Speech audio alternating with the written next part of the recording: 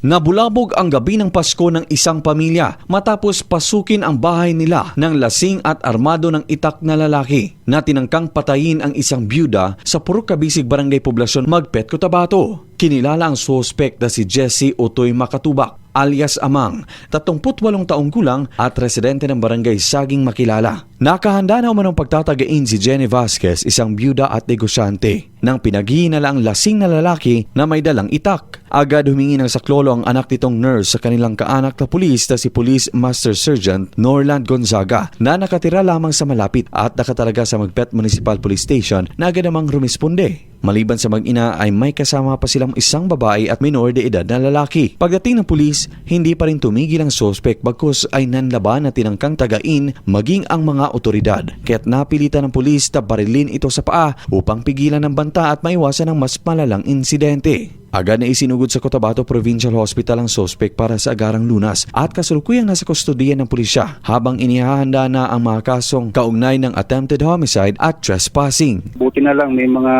kapitbahay na pulis na nagresponde kaagad at na-prevent yung supposedly na crime of murder. Sa ngayon, napapagaling pa yung suspect sa hospital. So pag medyo okay na po yung condition niya, pwede nating interviewin kung bakit niya nagawa yun. One thing is for sure is believed to be the influence of liquor. Inihayag naman ng mga nakakakilala sa lalaki na higit 10 taon na itong nagtatrabaho sa Magpet. Isang mabait at pasipag na tao na siyang nagtataguyod sa kanyang ina matapos maagang naulila ng kanyang tatay na anilay baka dala lang ng kanyang kalasingan ang kanyang naging aksyon. Tiniyak naman ni Magpet PNP Township Police Major Abdul Salam Mamalinta Jr. na ang ginawang aksyon ng pulis ay ayon sa batas at police operational procedures at muling nagpaalala sa publiko na agad i-report ang anumang banta upang maiwasan ang karahasan sa komunidad. Luigi Alan Tutor, NDBC, Bida Balita.